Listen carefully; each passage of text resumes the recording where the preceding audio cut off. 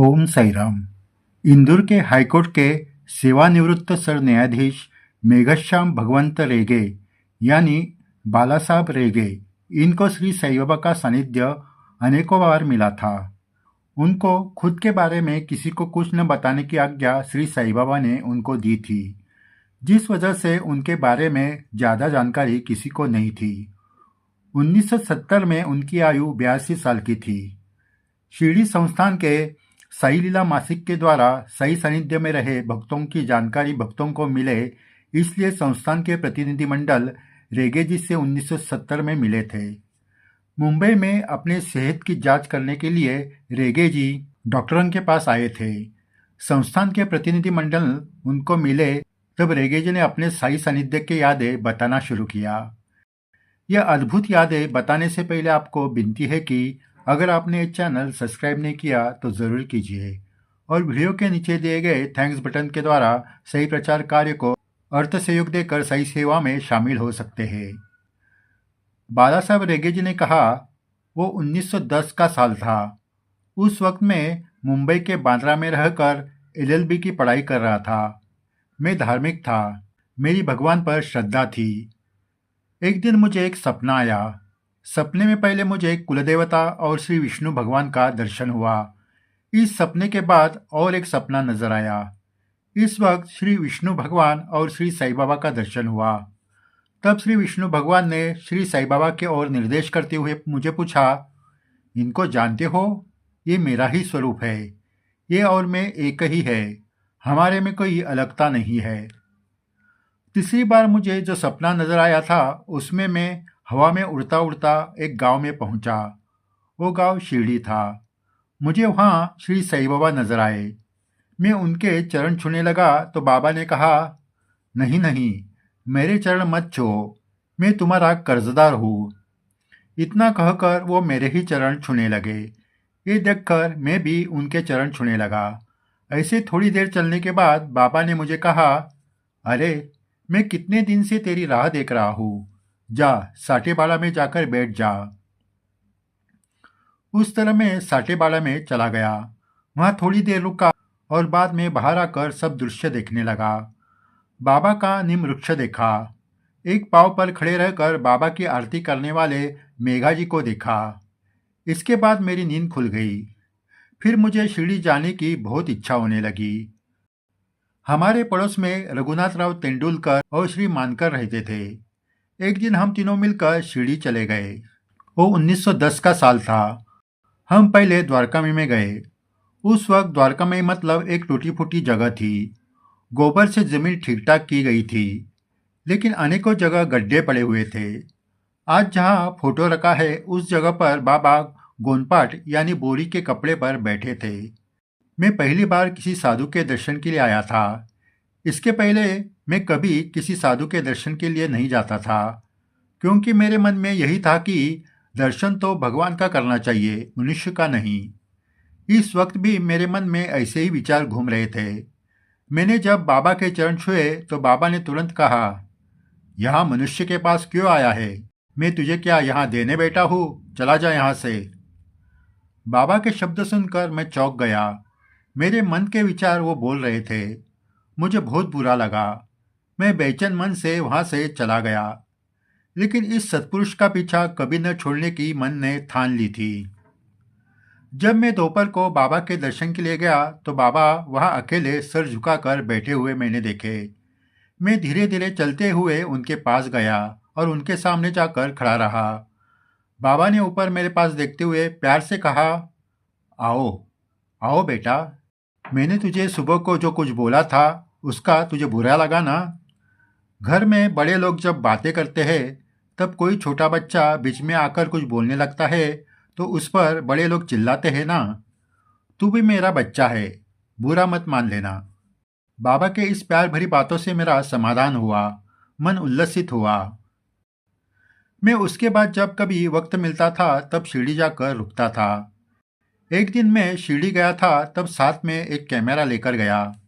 कैमरे से बाबा का फोटो लेने से पहले उनकी अनुमति लेनी पड़ती थी, इसकी मुझे जानकारी नहीं थी। बाबा लेंडीबाग गए थे। जब वो वहां से भक्तों के साथ आने लगे तो मैं अपना कैमरा तैयार करने लगा। ये देखते ही बाबा तुरंत मेरे पास आ गए और मुझ पर चिल्लाकर गालियां देने लगे।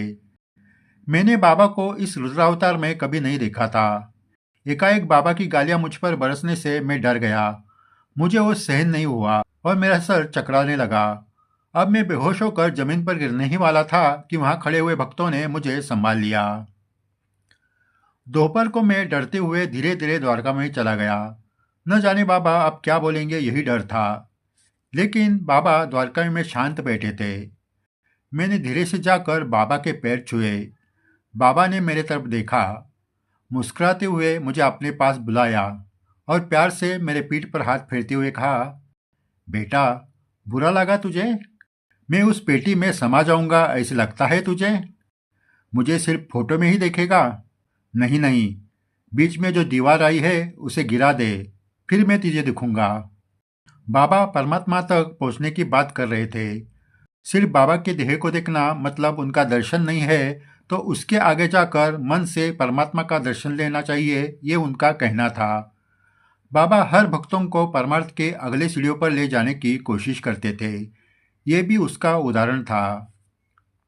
मैं जब कभी वक्त मिलता था तब शिरडी जाता था। ऐसे मुझे 9 साल तक बाबा का प्रत्यक्ष सानिध्य मिला था। लेकिन इन 9 सालों में फिर कभी बाबा की गालियां मुझे सुनने नहीं पड़ी। कुछ कुछ ऐसे प्रसंग मेरे जीवन में आए जिसमें बाबा ने मुझे बहुत सारी शिक्षाएं दी। एक दिन मुझे ऐसे लगा कि कोई ग्रंथ पठन करना चाहिए। ऐसा विचार मेरे मन में आता रहा। भगवद गीता सरल मराठी भाषा में संत ज्ञानेश्वर महाराज ने लिखी है, जिसे ज्ञानेश्वरी कहा जाता है। वो पढ़ने की मुझे इच्छा हुई। एक दिन जब मैं शिरडी गया था तब मेरे मन में ये विचार घूम रहा था। यही सोचते हुए मैं द्वारका में चला गया। बाबा के चरण छुए और उनके सामने बैठ गया। बाबा ने मेरे तरफ देखा और मुस्कुराते हुए पूछा, क्या ज्ञानेश्वरी पढ़ने की सोच रहा है?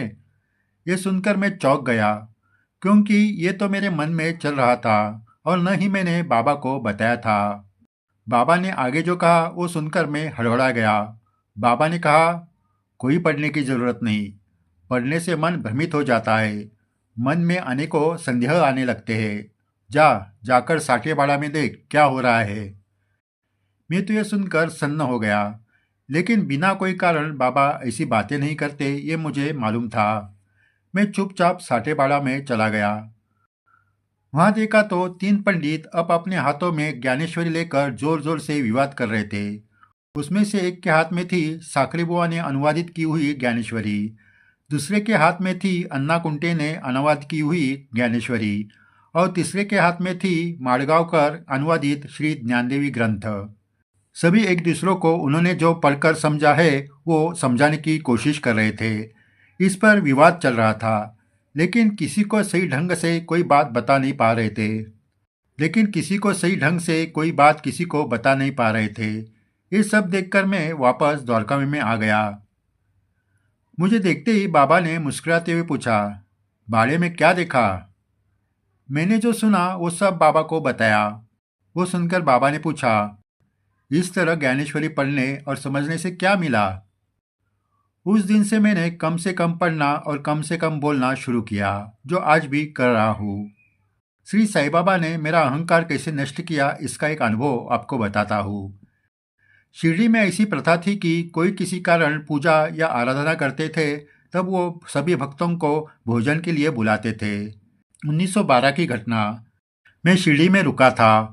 उस वक्त किसी एक भक्त ने सभी साईं भक्तों को भोजन के लिए बुलाया। मुझे भी आमंत्रण दिया। मैंने कहा, अगर बाबा ने मुझे अनुमति दी तो मैं आऊँगा। तब उस भक्त ने मेरे लिए बाबा से अनुमति मांगी। बाबा ने कहा, उसमें क्या है? जो मेरे लिए भोजन की थाली रखोगे वो इसे दे देना। इसने भोजन किया मतलब वो मुझे मिल गया। बाबा के इस शब्द सुनकर मेरे मन में अहंकार हुआ। बाबा ने उनके लिए रखे हुए थाली में मुझे भोजन करने के लिए कहा। ये मेरा कितना बड़ा सम्मान है। ऐसे कुछ विचार मेरे मन में आने लगे। उस भक्त के घर जाकर सभी भक्तों के साथ मैं भोजन के लिए बैठ गया। उस भक्त ने बाबा के लिए जो थाली परोस रखी थी वो मुझे दे दी। मैंने भरपेट खाना खाया। लेकिन जब मैं हाथ धोने के लिए बाहर गया तो मुझे अचानक उल्टी हो गई। और मैंने खाया हुआ पूरा खाना बाहर निकल गया। दूसरे दिन और एक भक्त के घर भोजन का आमंत्रण था। वहाँ भी मुझे बाबा के लिए रखी हुई भोजन की थाली दी गई। उस वक्त भी हाथ धोते हुए उल्टियाँ हो गई। मैं तो हैरान हुआ। मुझे लगने लगा कि मेरे अहंकार के वजह से ये हो रहा है।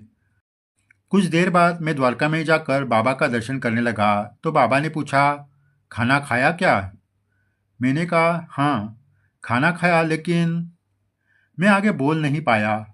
बाबा मुस्कुराए और कहने लगे, मैं चारों ओर हूँ। सब खाना खाते हैं, वो मुझे ही मिलता है। इसमें अहंकार क्यों करना? अरे, मेरा अस्तित्व हर भक्त में है, फिर अहंकार के लिए जगह कहाँ बचती है? इस तरह बाबा ने मेरा अहंकार दूर किया। सही भक्त हो, इस तरह से बाला साहब रेगे जी ने अपने सही सानिध्य के अनुभव बताए। आपने ये अनुभव ध्यानपूर्वक सुने ही होंगे। रेगे जी पहली बार शिरडी आने वाले थे, तब पहले ही बाबा ने उनका मूल स्वरूप दिखाया था। सपने में श्री विष्णु भगवान ने दर्शन देकर रेगे जी से कहा था कि श्री साईं बाबा मेरा ही रूप है। श्री साईं बाबा और मैं अलग नहीं हूँ। यानी श्री साईं बाबा विष्णु भगवान का अवतार है, ये यहाँ स्पष्ट हो जाता है। जिन्होंने ये अनुभव बताया है वो बाला साहेब रेगे साधारण व्यक्ति नहीं थे। वो सर न्यायाधीश थे, जो सत्य का साथ और न्याय देने वाले थे। उनका कहना गंभीरतापूर्वक लेना चाहिए और श्री साईं बाबा के धर्म के विवाद को हमेशा के लिए मिटाना चाहिए। आने वाले दिनों में श्री साईं बाबा के धर्म पर विवाद होगा, इसलिए श्री विष्णु भगवान ने 1910 में सर न्यायाधीश बाला साहेब रेगे जी के सपने में जाकर श्री साईं बाबा और मैं एक ही है इसका प्रमाण दिया होगा। सही भक्त हो, और क्या प्रमाण चाहिए? बाला साहेब रेगे जी के सही सानिध्य के और अद्भुत अनुभव अगले वीडियो में भी दिए जाएंगे। अगर आपने ये चैनल सब्सक्राइब नहीं किया तो ज़रूर कीजिए और वीडियो के नीचे दिए गए थैंक्स बटन के द्वारा सही प्रचार कार्य को अर्थ सहयोग देकर सही सेवा में शामिल हो सकते हैं। जय साईं राम।